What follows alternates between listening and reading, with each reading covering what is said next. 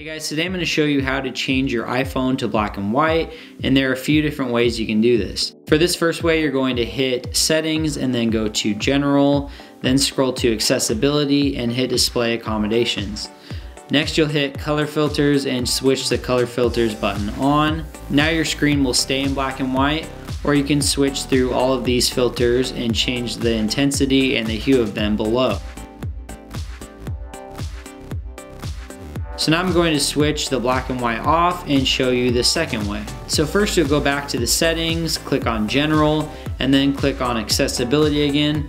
And then instead of going to Display Accommodations, you're going to scroll all the way down to Accessibility Shortcut and select Color Filters. This will allow you to triple click the home button every time you want to change your phone to black and white, and then just triple click again to go back to color. If you guys found this video helpful, please hit the like button and subscribe to the channel, and I'll talk to you guys on the next one.